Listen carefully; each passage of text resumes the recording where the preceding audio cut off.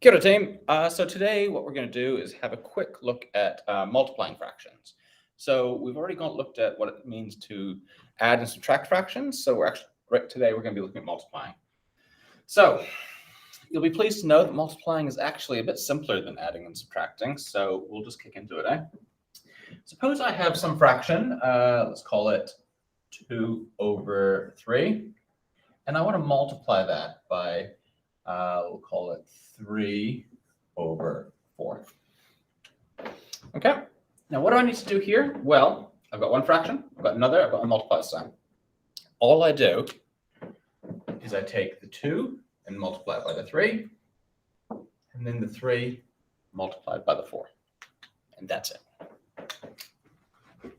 2 by 3 gives me a 6, and 3 by 4, of course, gives me 12. Now, I've now multiplied that fraction, and 6 over 12 is a perfectly correct answer, but let's see if we can simplify that a bit better, okay? So if the question says simplify as much as possible, they'll be expecting you to do this next part. So what I need to do now is look at this and say, what number divides 6 and also divides 12? Another way of saying that is, what number is a factor of 6 and a factor of 12? Or what is the highest common factor, which we've learned about, of 6 and 12? Well, if we think about it, 2 divides both these numbers. That's correct, but it's not the highest number. 3 divides both these numbers, but it's not the highest number. 6 divides 6, and 6 divides 12. So that is the highest number here. 6 divided by 6 is, of course, 1, and 6 divided by 12 is, of course, 2.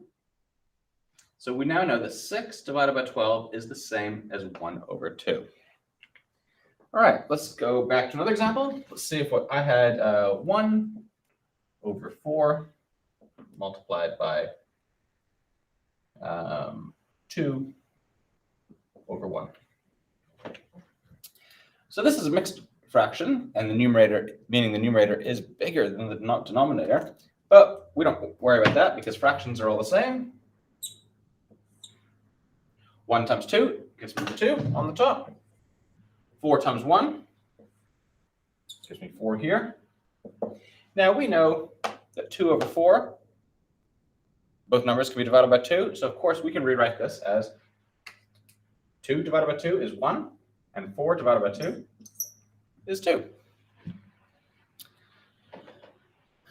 Okay, boys. What we'll do is I will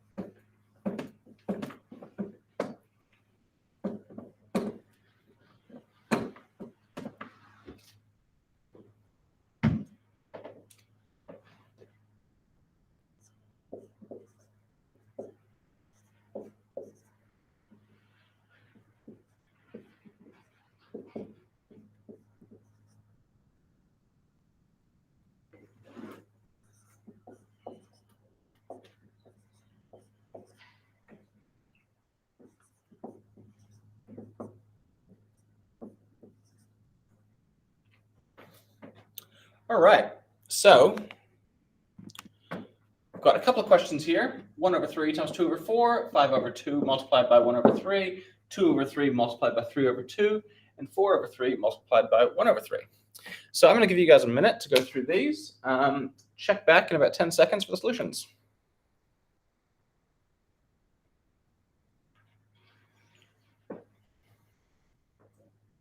All right, that should be good. So, as we know, first one, we are going to multiply across the top and the bottom. 1 times 2 gives us 2. 3 times 4 gives us 12. Okay, both of these are even numbers, which means that we can divide these by 2, okay? 2 divided by 2 is 1.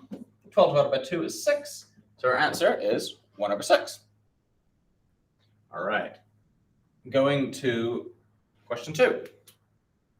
Multiply across the top and the bottom, I get 5 on the top and a 6 on the bottom. Now, looking at this, I think that's as simple as I can get it. How do I know that? Well, looking at one of these numbers is 5, which I know to be a prime number.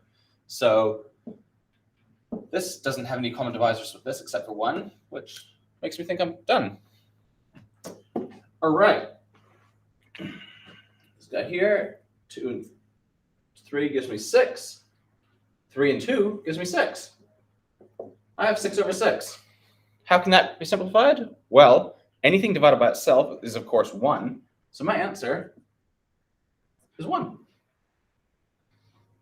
Last one. 4 times 1 multiplied by 3 times 3 gives me 4 over 9. Can that be simplified? No, I don't think it can be, so I'm happy to leave that as is.